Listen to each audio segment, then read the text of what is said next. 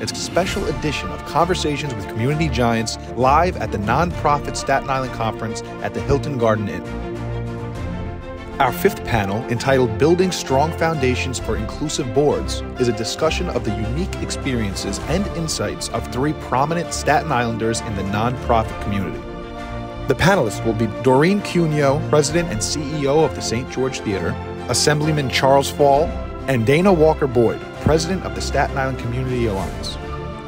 The one-hour discussion, co-moderated by myself, Shane DeMeo, alongside DEI Committee Chairperson Dr. Gracelyn Santos, will be available on the Advances Facebook page. It's Conversations with Community Giants. Thank you for coming out here today. I appreciate it so much. In case you don't know, my name is Shane DeMeo for the Staten Island Advance, and today is Conversations with Community Giants, Building Strong Foundations for an Inclusive Board, a discussion to touch on governance, fundraising, and some visibility strategies for emerging and existing nonprofits. First off, before anything, can we just get a round of applause for the panelists up here today, everybody? Thank you so much for you three being here today, and of course, we'll give a little bio in a second. We just want to make sure we cover all the topics first, where they're bringing their unique and effective experiences and insights, three prominent Staten Islanders in the nonprofit community, Assemblyman Charles Fall, Doreen Cugno, President and CEO of the historic St. George Theater, and Dana Walker-Boyd, President of the Staten Island Community Alliance. Again, please another round of applause for them so much. We're going to turn it over to Dr. Gracelyn Santos. Thank you, Shane, and thank you, everybody, for being here, especially our esteemed panelists. The DEI Committee at the Staten Island Advance SI Live hopes to inspire ways we can best represent the communities we serve, identify opportunities for improvement, and perhaps spark advocacy and policy change. And we are so proud to be here at the 12th Annual Non-profit Staten Island Conference, which, by the way, is sold out. So congratulations to the board, to Tatiana Arguello, and to everybody here who are members of Non-profit Staten Island. Our panelists today will be talking on such topics as raising private and government funds, the importance of having an engaged board of directors, strategies for board member recruitment, and the board's role in policymaking versus the day-to-day management, and ways to increase visibility through social media and press. So you really picked a good one to be in the audience today, so thank you. Thank you so much, Gracelyn. We are joined today, of course, by our newsroom staff, our DEI committee members, Jason Paderon behind the camera, Felicia Torres, Kelly DeSantis, and also our advanced senior leadership, including Brian Leyline, the executive editor of the Advance and SILive.com, and Gail Lubin, our senior content director. And please, for a few moments, welcome Brian Leyline, who we've asked to say a few words. Everybody, round of applause for Brian. Thanks very much, Shane, and thank you, Tatiana, for doing this today and bringing us all together. You know, I'm only going to speak for 30 seconds here. We have a lot to cover. These people here have such experience. You know, I've covered Staten Island. I've worked at the Staten Island Advance for decades, a long, long time, for 51 years, and I've covered so much in this community, and I'm telling you, nonprofits in this community, I don't know where this community would be without the nonprofits. You inspire, you educate, you nurture, you give to the economic growth of this community. People like Terry Troyer, where would Staten Island be without Project Hospitality? Where would Staten Island be without the St. George Theater, bringing the quality entertainment to Staten Island, and not just entertainment, working with youth in the community. But you have challenges. I've been involved with a lot of boards on Staten Island, and I know nonprofit boards have challenges, nonprofits have challenges. And that's why we really wanted to do this today, to bring these people together who have experienced the challenges, who have met those challenges, and hopefully can give you some ideas to meet those challenges. So thank you all. Thank you, Tatiana, for doing this. We totally appreciate it, and we're honored to be here.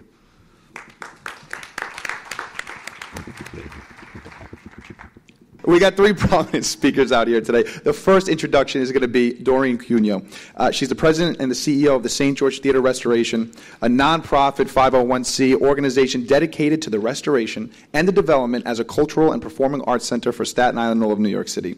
The nonprofit was created in 2004 by the late Mrs. Rosemary Capozala, close, and her daughters Doreen P. Cugno and Luann Sorrentino to save the St. George Theater from being torn down. Doreen credits her A-team staff, the elected officials for supporting the restoration efforts, and a prominent board of directors led by Brian Leyline himself, Advance Executive Editor.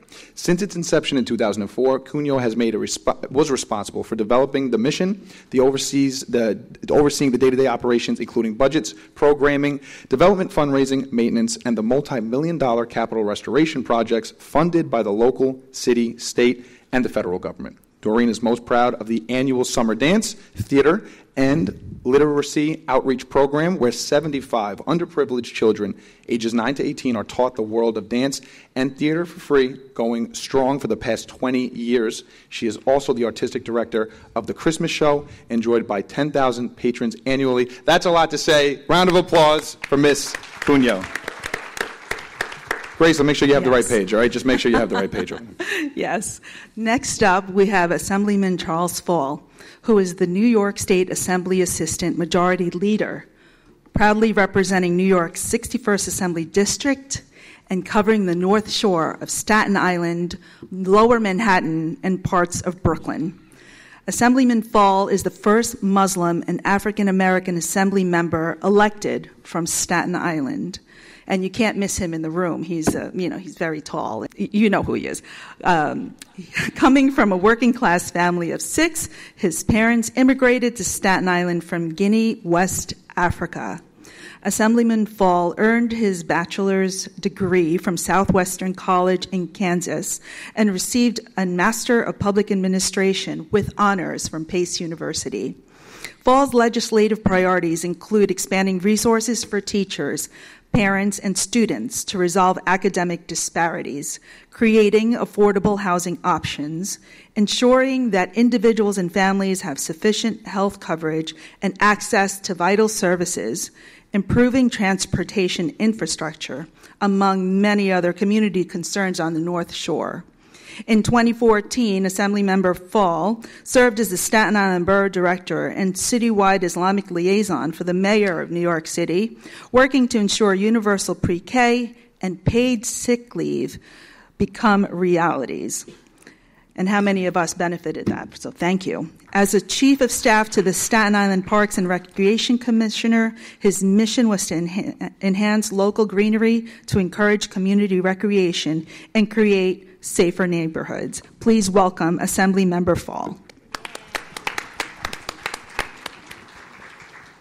And last but certainly not least, Dana Walker-Boyd, as president of the Staten Island Community Alliance Corp., which recently hosted a successful 4th annual Juneteenth Freedom Festival at Snug Harbor Cultural Center. She holds board positions with organizations like the St. George Theater, Minority Women in Business Association of Staten Island, Community Health Action of Staten Island, Neighborhood Housing Services, and the Sisters of Charity Housing Development Corporation. Walker-Boyd's 30-year career began in the entertainment industry as a sought-after 90s hip-hop dancer, touring with LL Cool J and performing in 14 music videos, global festivals, movies, and soap operas. She's performed throughout Europe, Canada, and in 32 states across the nation. Walker-Boyd has worked in fashion production and management with brands like Donna Karan and Judith Lieber. At Mattel and Fisher-Price brands, she managed a $30 million sales portfolio. For the past 19 years, she has worked as an associate broker with Robert DeFalco Realty in residential and commercial real estate, rentals, new construction development sites, and investments. In 2023, she was named Executive Woman of the Year by the Staten Island Advance Economic Development Corporation. Ladies and gentlemen, Dana Walker-Boyd. Thank you, Shane. Okay, let's get right into it. So we shall ask questions to our panelists, and maybe we can start with Doreen Cugno and then go that way. And if anybody would like to interject at any time, please feel free. We are all having our own mics today, so that's also very good. Okay, so Doreen, can you please tell us what advice you would give a nonprofit just starting out regarding building a board of directors? So my suggestions would be to find board members that believe in your mission, that have the time and energy to give to your organization, that have resources that can add to your success. You want to make sure they have a good standing reputation in the community. I mean, the list goes on. You want to make sure that you're transparent with them in regard to the expectations from them, and most importantly, that they are engaged. Thank you. Assemblymember Fall. One, thank you for giving me the opportunity to sit on this panelist and among two incredible women. And thank you, Bracelyn and Sean, or Shane, I should say. Oh, listen, hey, it's fine. I'm 6'9" too. Don't worry about it, dude. It's all right. And so your question was what advice we would give to folks that are interested in starting a nonprofit. That's right. I think it's also helpful to look at organizations that individual or that entity's, like pretty much using an entity that's big time as an example, right, as a good starting point. And I think Doreen was spot on. But if you have a board of directors that's very diverse, I know that definitely does help in terms of the funding that you may want to receive from every level of government. And I think it's also helpful when you do make the case on your application, because when that nonprofit entity is serving folks in a given community, it's important to know, obviously, what the demographics are in that community and amplify and show that, hey, my board of directors and my staff is, reflective of the community that we serve, which is what makes us a strong contender to, receive X, Y, and Z grant, So I think that definitely does help with the government. And I also know it's helpful, too, for a number of corporations that, have interest in ensuring that those nonprofits are connected to the community in that way, I would say. Wonderful. Dana? Yes. Hello, can you hear me? So I would like to add that, and echo, I agree with both Doreen and Charles have said, Assemblyman Charles, you definitely want to also, I always engage my sphere of influence, the people who I know, the people who I've known that have been in different capacities within the nonprofit or for-profit sector. And it's important to understand the strengths. You want to also have someone that aligns with your mission, different types of work that they do, whether it's marketing, finance. You want to have a skill set when you're developing your board, and that does begin with your sphere of influence, and it does resonate throughout the entire process of your board, government, governance, and all of the different roles that we have to play within a nonprofit organization. You just mentioned, Dana, aligning with a mission, and that's our next question here, which segues perfectly into it. What is the importance of having that mission statement for your direction? Your mission statement is really your North Star. It's what you're using to guide your organization. Is what you've decided that this is our mission. This is what we're going to stand on. It's your vision, and it's really how you go about achieving your goals by always circling back to that vision and that mission. That mission is also very important to you when you are about to start seeking funding from different grants and resources, elected officials. You want to make sure that your mission, you can speak it clearly and you're able to demonstrate and also get other organizations and elected officials and government and grants based on having a clear mission and understanding on what it is that you plan to bring to the table and to your community through your vision. It's interesting because sometimes, I have, folks that are asking for funding from the state, but the mission isn't too clear to me. And I respectfully ask, hey, maybe this is something you may want to consider, making it very clear, short and sweet. Because, obviously in our community we have various challenges, and the beauty of nonprofit organizations is sometimes, to help address those challenges, right? And that's the unique role I see many of our nonprofits have on Staten Island. So I do agree with Denise that, the mission statement has to be, it is the North Star, has to be incredibly clear. I also think too, many nonprofits have their goals and they have their objectives on various objectives that they need to check off to accomplish that goal, to accomplish that mission, right? So for me, when I look at entities that are interested in doing community work, the mission does matter because it makes it crystal clear to me as an elected. Is this an organization that we really should consider supporting? And is their mission clear? So, excellent, Doreen. Both Dana and Charles mentioned clear, and That's exactly what I'm going to reiterate. Make sure it's clear to the point, that your vision and that the services you are providing are clear to the folks that are reading your mission. But not only the written mission, always have that 2-minute elevator pitch so that when you're with funders or with a prospect, you can get right to the point as to what you do and the impact that you make. But being very clear is key. That's excellent. And that segues into my next question about your 2-minute elevator pitch. When you're out in the community and you're networking, how important is it? I mean, we all know it's important. We're all out there supporting different organizations, meeting each other and working with each other. But how important is it to network and to have community engagement as the head of the St. George Theater and everybody else who heads their own organizations? It's essential. You know, for our organization, for me, I feel it's so important to get out there and speak to people and get your finger on the pulse as to, for us, what the needs are out there in Staten Island, what people want to see from us. And I love collaborating. We collaborate with close to 100 non-for-profits to not really bring the best headline show. No, we're about education and outreach and restoration.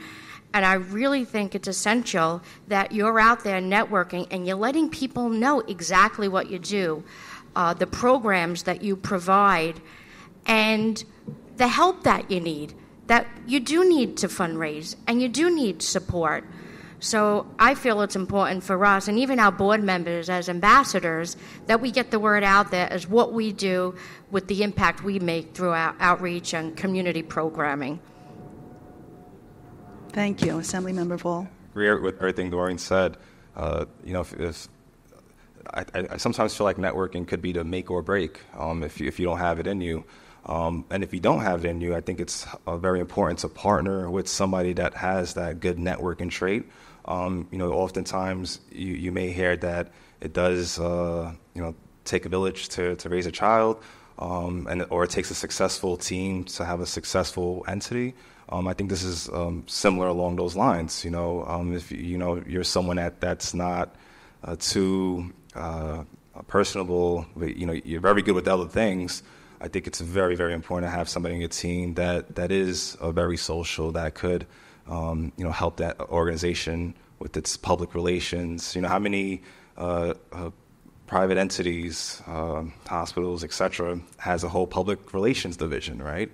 Because sometimes, you know, maybe the heads aren't that personable, but there are most heads that are personable, right? So it's I think that's something I would strongly consider. Make sure you have someone on your team if you are not that good at it, that's well versed in networking. Good advice. Dana? Yes, I would like to say that with regard to networking and community engagement, you don't want to be what is called a secret nonprofit. You want to be someone you want your organization to, you know, constantly be in the rooms, making introductions, building relationships, you know, reaching out to the community and also serving your community wherever your nonprofit is focused at. You know, you want to engage with your audience. You want to, you know, engage with them in a way where you can understand and make sure that you're also fulfilling what it is that they're expecting, the expectations, and in addition to networking so everyone else understands your mission, your focus, your goal. What we like to do in Staten Island Community Alliance is when we do attend events together, we'll do north, south, east, and west, and everyone, you know, kind of like separate. If we're in a large room capacity, we want to make sure that we all come back with some business cards, reach out to people, and just find another way. I think it's very important, especially if you're in a room with 200 people. You know, you may not have the bandwidth to meet 200 people, but if you designate that and you have a plan when you are attending networking events, it's really important and it's helpful and useful to the organization. If I could add, business cards are so important. Of course, right? Yes, the business cards. Whether it's physical or the new virtual business cards, which I don't have any yet, but I got to, at some point, get on top of that. Mm-hmm. We'll start again on this end, Dana, over here. In terms of gauging success, how do you weigh effectiveness and impact with your services? Okay, so effectiveness, for me, my interpretation is really showing what it is that how how successful your deliverables are. You're going to host an event, the effectiveness of it. The impact of it is when you'll have your data and your measurements, and you'll be able to circle back in terms of your attendance and how many people, attended. You do surveys and things of that nature. So it's the duality between the quantitative and qualitative, metrics that you receive. Awesome. Thank you. Charles? Yeah, your data is very important. Surveys are important. But I think also, if you're the head of an organization, it's important to, and very helpful to sometimes be hands-on and to kind of, check in on how things are going with a certain division that's within the organization. Or if there's a particular service that the organization is providing, go out and check on that service, see how the team is carrying out the operation. Because sometimes numbers could be sometimes misleading, but unless you sometimes see for yourself how things are going, it could be very difficult to really get a good understanding of what's happening if you're not out there. Right? Very similar to if I get a community concern about a specific issue or flooding during a rainstorm, I'm going to go out there myself to check it out and share those pictures with the DEP or the city, right? So just sometimes that's very helpful. Looking at things with your own eyes could be productive. Thank you. For the St. George Theater, really effectiveness and the impact we gauge really is by our attendance. Are the folks returning with our outreach program? Are they registering next year? I mean, we have waiting lists for our program, thank goodness. And if not, then we figure out how do we grow? What do we need to strengthen? But for us, it's about our numbers, and we really spend time and focus on keeping that. We want the loyal patron. We want the loyal supporter, especially with fundraising, engaging. We're a believer in the seven touch approach. So it's important that you stay engaged with your consumers, with your patrons, with your supporters, with your funders, and that it's all about the loyalty and that they're repeating their funding, their belief in you. So it's more about, for us, out repeat. Speaking funders. on that, Doreen, I know that you have a very, Brian Leyline has said it in some of his addresses to the public as the chairman of the board of the St. George Theater. How much do you, as a president and CEO of St. George Theater, depend on that board of directors to make those kinds of decisions, to make sure that you're growing and that you're providing programming that everybody wants, and so they will return and that the attendance will grow year after year? How much do you depend on that board? The board has been very successful with our fundraising efforts, especially with our emphasis on restoration. And without Brian here connecting us in the early days to our elected officials and eventually them believing in us, it really the board validates what we do, and we need them out there as ambassadors. I mean, it's the staff that designs the programming, we're the professionals in that, but it's the board that validates what we do out there in the community that we need. That is essential. And it's so important that you keep your board engaged. You invite them to programming, that they're with you, they're attending. If they can't make it, then you report to them.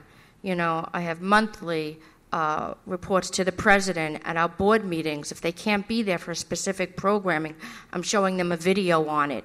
But it's very important that you keep them engaged because you want them out there, and they really are their best ambassadors. They have the resources to connect you to other fundraising initiatives, connecting you to other leaders in the community. The board is essential to your success. Absolutely. You must keep them engaged. They must understand about your programming. If they can't get to it, you bring it to them. You make sure that they have a complete understanding that, the staff eat, drinks, and sleeps what you do. You want the board to do the same thing. We're very fortunate with our board.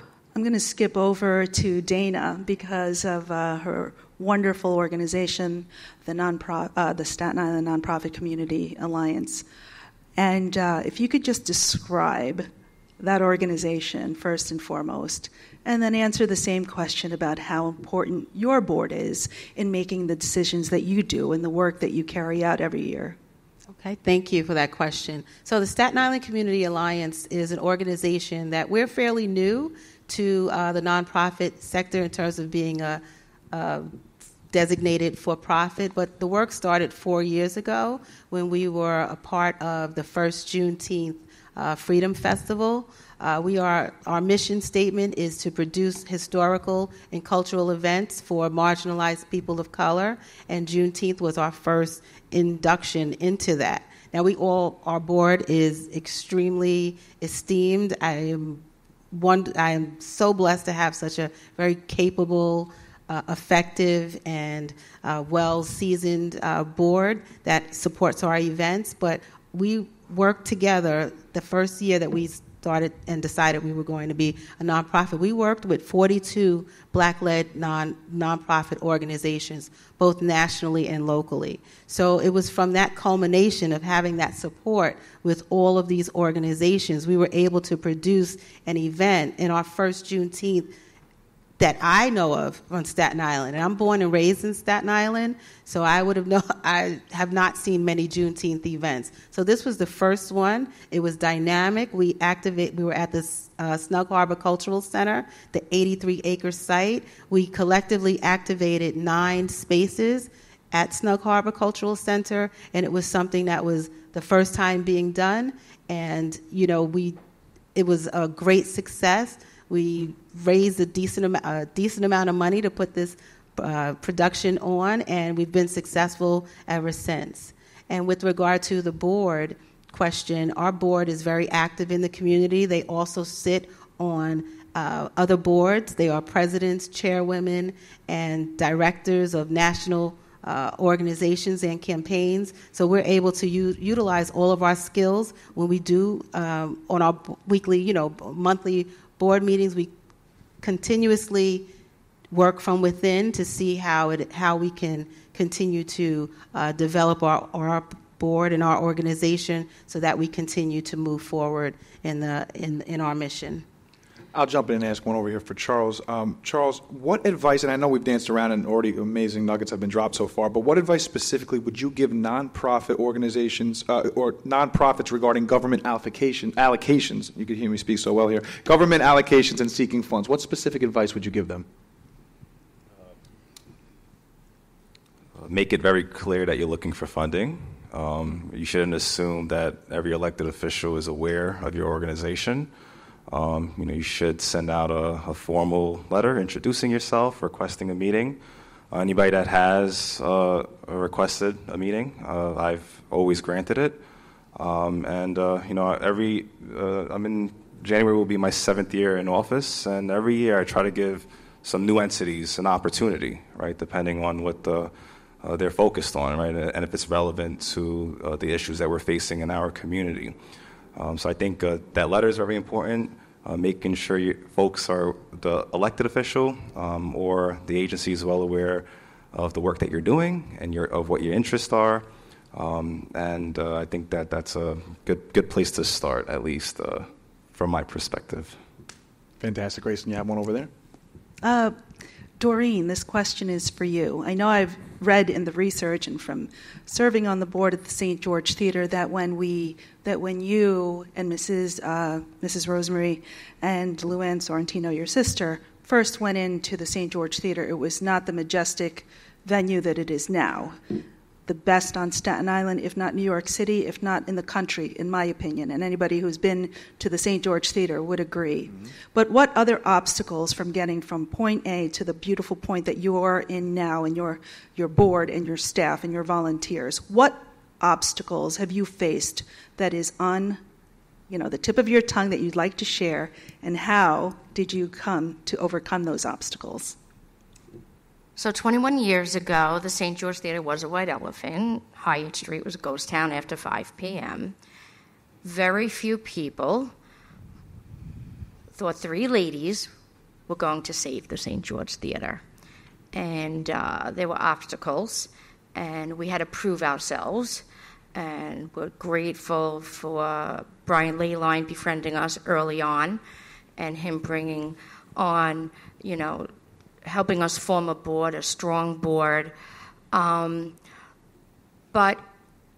the way we overcame was our track record, was proving ourselves, perseverance, and never giving up. Many attempts were out there to save this theater. It was really closed for nearly 30 years. And I'm not exaggerating when I say it was the raccoons and the birds and the fleas living in the space. And you could hardly walk on certain areas. There was no heat, there was no electrical, there was no plumbing. I'm not exaggerating. So many folks told us to walk away. And we took a deaf ear because my mother believed someone had to save this St. George Theater. She grew up in Staten Island, and she didn't want to see it to be destroyed. But we overcame through perseverance, never giving up, and surrounding ourselves with people that believed in us and strong people that had the energy to fight with us too in the beginning. But it took us about 2 years before we could get a track record. And you need a track record to ask for city, state, federal funding. It doesn't happen overnight. You have to prove yourself. St. George Theater you didn't know what it was. You walked by. The gates were metal. You couldn't see through them. There was no life in there. We just started from scratch, and we had to prove ourselves. And then, again, if you believe in your mission, do not give up. Find people that have your passion and give it 300%.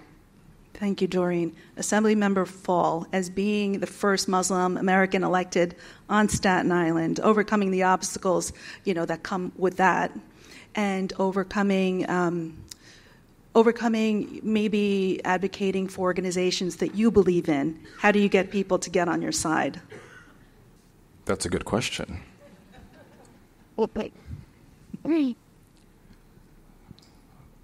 When I first ran back in 2018, I was told that would be an issue. And I had to make my campaign about, why I'm qualified to be in office, right? Not only am I a Staten Islander, not only am I well aware of what the issues are, not only have I lived those issues, I also had the experience working in government, right, to deliver for Staten Island and other parts of the city. And I think that was a very focal point of what my message was, not only to my team, but getting that out to the public. And I'm very thankful and grateful and appreciative that we were successful with that. And I think if there is, I think something where, how that could apply to an organization is very similar to what Doreen said. If you believe in, making the community a better place through that organization that you really care about, fight 300% for it. Because I care for the community that gave me an opportunity to be where I am today, and now I'm in a position to deliver for that very community, and I'm going to do everything it takes to make this place a better place. Thank you. Thank you. Dana, what obstacles did the Staten Island Community Alliance face? Yes. I'm sure there were a couple. Yes, there were a couple, and since we produced the Juneteenth Festival, the first time that we held the event, we did need sponsors. We needed funding, so all of the organizations that were a part of it, they all worked together to try to bring funds to the table that would help us support this event. Snug Harbor was instrumental in being our venue sponsor, and we had a lot of in-kind support and donations from them. We wrote letters to our elected officials. We basically went into our, again, sphere of influence of who you personally know and reached out to executives, and were able to, I believe we fundraised about maybe $27,000 to $30,000 for that first year for our event. And going forward, what was happening and what was a little bit of an obstacle for us at the time was the fact that we were not an organization. We were 42 other organizations. So checks were coming in to different organizations, and we didn't have the structure that we needed at that time. We were not a business. We were an organization, a group of people, a group of organizations who were steadfast and determined to see this Juneteenth Freedom Festival come to life. So we pulled our resources together, and then we did have a conversation within the 2 or 3 months of planning that we knew that there was going to be a time, because we had too many fiduciaries.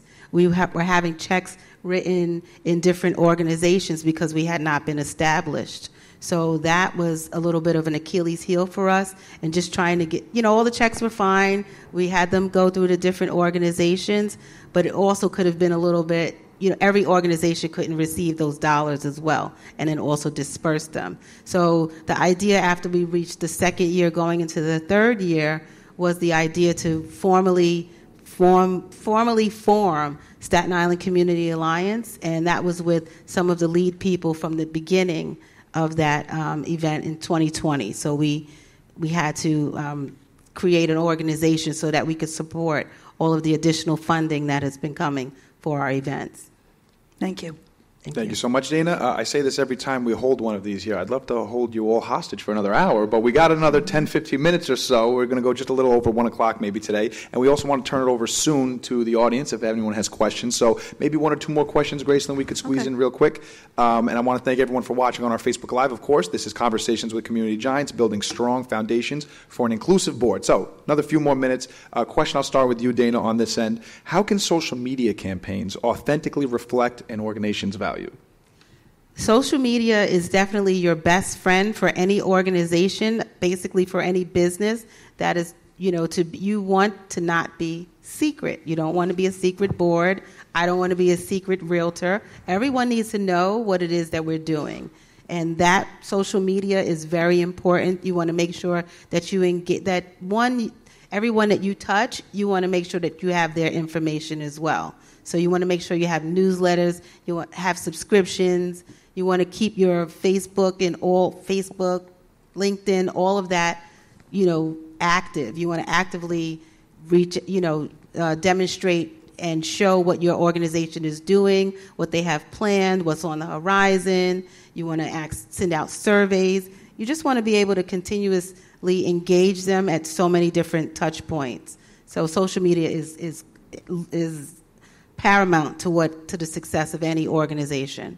And I can say for sure, looking in this audience and seeing all the nonprofits here, you all do this in spades. I'm really excited to see everyone's newsletter. You do a lot for the community, so thank you for that. Thank you so much, Dana. Charles, your success you've found on social media, what's your advice to some out there? It's definitely one way to communicate with the public, and a very important way. And for those that may not be too familiar with it, it's I think very important to have somebody that's on your staff, someone that's on your team that's very familiar with it. Ask questions so you could familiarize yourself with it and how to use it. But if you ever don't see yourself using it, it's very important to have someone that's on your team that could help that, because that could, again, we're in a new day and age where, we should be using every form of communication tools to communicate with the people that we want to serve. And for instance, my government office, we communicate with the public in various ways, and social media is absolutely one of those ways.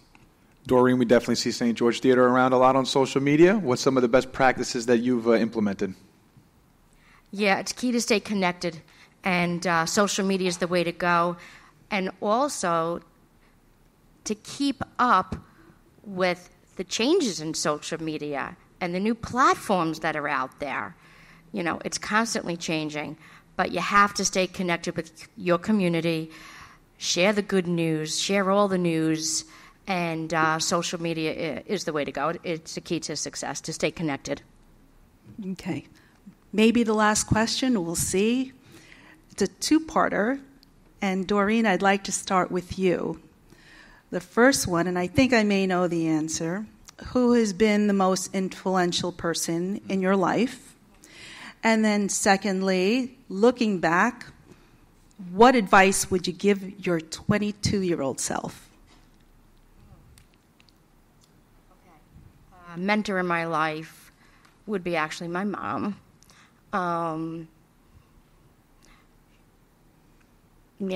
She was not only the best mom.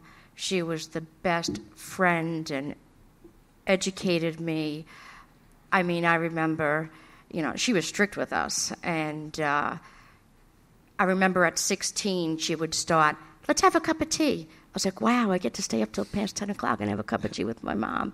And at that time, she started becoming a friend. It was amazing. But by then, I knew, what I had to do to follow my path now into adulthood. But she mentored us all the way, and she was a great role model. I could see out, to the students that she taught and taught. She was such a loving person, intelligent person, kind person. My mom was really a great mentor to me. I mean, when we came into the theater, Brian Layline has been a tremendous mentor to me, too, along with Bob Fitzsimmons. I've learned so much from these men and so many other people, but, these are the mentors in my life. What would I tell myself at 22 years old? Sure, somewhere in the 20s, late 20s, if that makes sense. Yeah, the best advice I would tell my 22-year-old self and anyone at 22, be kind, believe in what you want to be, never pray for an easy life, pray to be a strong person, because nothing worthwhile in life comes easy. So you have to be ready to sacrifice and work for it. Nothing comes easy in life, but you can achieve anything. Never give up. Beautiful, thank you. Assemblyman Fall. So I have two, and one of them are with us. My dad, he's one.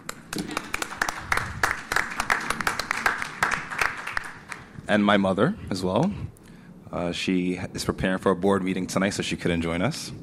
But their story when they came here from West Africa in the late 80s, looking to live the American dream. My mom, she started working at a teller in the bank, Burger King, then teller at the bank. And now she's the CEO of that same bank, right? My father, thank you. My dad, he studied. He was a professor out in Guinea, West Africa. He came here driving cabs, and now he's a small business owner and doing everything he can to continue to keep us happy as a family. And so seeing them, growing up, it was just they were always working, right? But for me and my siblings and I, we just didn't have an excuse on why we couldn't get something done. We shouldn't have an excuse, right? I remember having an 80 on one of my tests, and my mom's like, I expect for you to pass, you should get a 90, right? Like, it was like, you could always do better, but it was always in a loving way. It wasn't never like, if you don't do this, we're going to get the belt out, right? It was very caring and loving, and it's helping me as a father with my two little ones, and if I was, I guess, the second part of the question is, what would I tell my 22-year-old self? That's right, young Charles Fall. Yeah, it's just something my dad often says, stop talking, just listen. Just listen, right? Because there's something valuable in listening to what others have to say, right? Whether it's, constructive criticism or criticism that's meant to bring you down, there's a lesson in why someone is saying what they're saying, and don't have a knee-jerk reaction, because that's not really productive. So that would be my... Great advice. Dana? Yes, so my mentors would be my mother and father, who are with me in spirit and in this room with me right now. So I carry them wherever I go, and my parents were a really dynamic couple. They were very loving. We grew up in a very loving household. My mother was the cultural queen, and from the age of 5, I've been going to museums throughout the world, literally throughout the world. We would go to a museum in Canada if that's what she wanted to take us. So, having a very strong foundation, it's been wonderful to have that experience, the love of two parents. my family was very close-knit. My mother's an only child, but with all of our cousins and family, they were like siblings together, to the point where they would buy the house right next door to each other. So we couldn't get away. But the beauty of that is a really strong foundation that they laid for us and my family is something that I continue to improve upon. And, you try to fill your parents' shoes. There's no way you can do that. But there were also other exposures that I was, other opportunities that I was exposed to, and that was also by going to church. I went to a Baptist church, but I was also blessed to go to a parochial school. So I learned from the nuns, and they had none of this and none of that, and you behaved a certain way, and just things were expected of you at a younger age. And to be mature, respectful, kind, loving were things that were foundational in my upbringing. And 22-year-old self. 22-year-old self, I would say, I was pretty fearless. At 22, I was traveling the world. I was dancing on stages in front of tens of thousands of people. So the only thing I would have told my 22-year-old self was put those cigarettes down. Because I ended up feeling winded. It didn't impact my stage performance, but it did impact my overall health, to a degree. So that's not something. It's something that's way behind me. Over 13 years, a non-smoker, so I'm really excited about that. And other than that, I would just say, just continue to, as my mother would say, leave things better than when you found them, and hold yourself above reproach. But you have to do the work to be that way.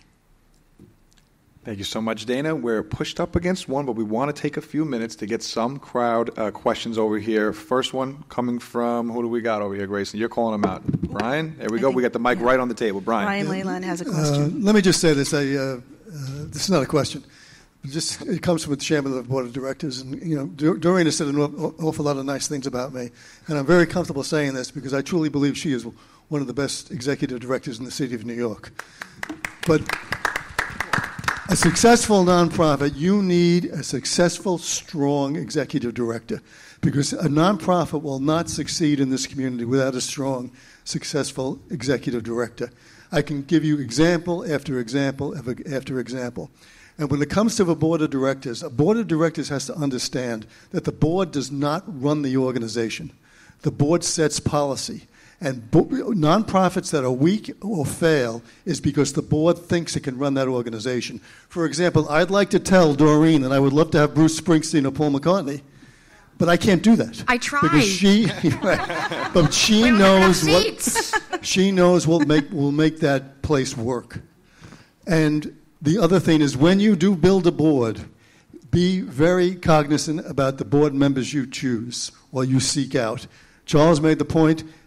A diverse board is essential, but a board where you have needs is also essential. So, for example, on the St. George board, we made sure that we had an architect on our board, Lenny Rampula, because the historic theater, the nature of the building.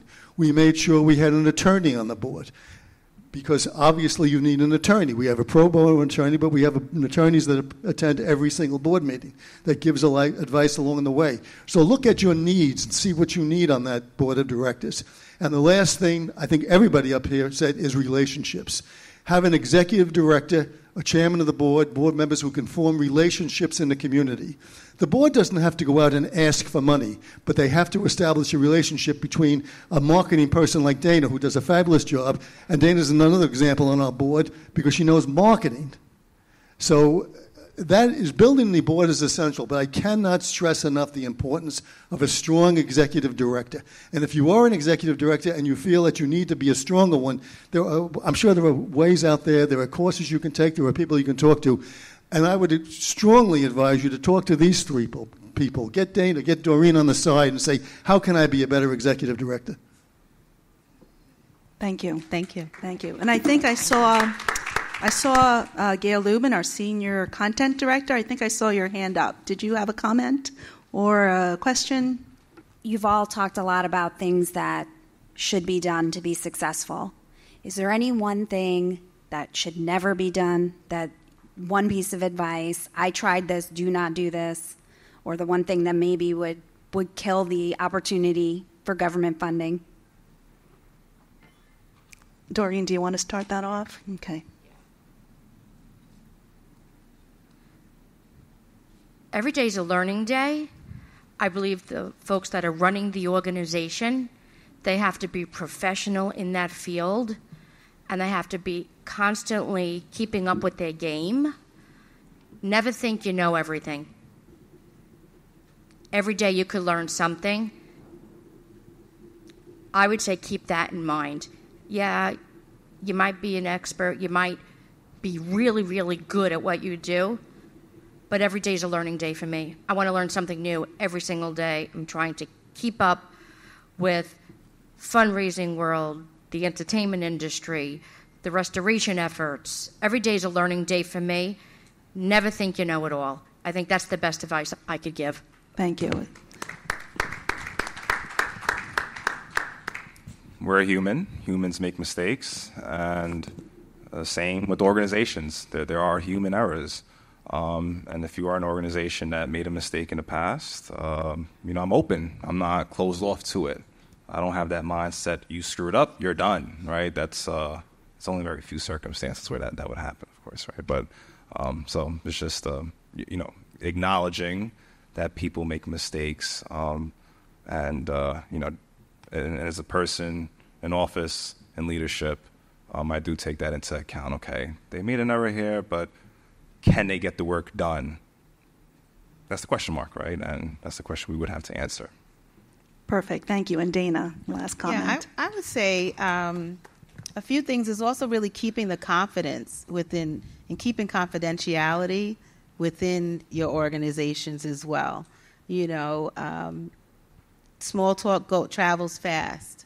So you want to make sure that, everyone is upholding what it is that they should be doing and what they should be talking about in the community as well. I would say, just constantly communicating. In my industry, in real estate, I have to keep confidence. I can't share anything about anyone, so I'm a little big stickler on that, but it also matters when you're in an organization or when you're in a business to make sure you keep confidence and, are not disclosing anything that someone shouldn't know. I think that's just about it, Graceland, Yeah. you think? Yeah, All right, I well, think before I turn it over to Graceland to say thank you to our esteemed panelists over here, I want to thank a few people that are over here. Shout out to the DEI committee that we have for the Staten Island Advance behind the camera, sitting here, doing all the work. Graceland helping to organize this entire thing almost every month now, so a big round of applause for Graceland also, please.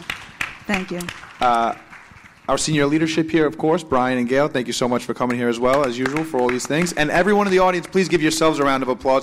We couldn't do this without all of you here, and all the information you're gaining from them is invaluable. And I want to say thank you to you three as well. Yes. I'm going to leave it to Graceland and take Charles Fall's dad's advice and shut up and listen more. So go ahead, Graceland, it's on you. Go ahead. What a conversation this has been. It's been a little over an hour, and to be honest, it felt like 10 minutes, and to be honest, even further, I wish we could stay for another hour. It is such a treat, to be honest, to have three community giants on the same stage here at the Hilton today for Non-profit Staten Island. Doreen Cugno and Assemblyman Fall and Dana Walker-Boyd, to have them all three on one stage imparting their wisdom, imparting their experience. I hope that we learned maybe a thing or two. I know I did.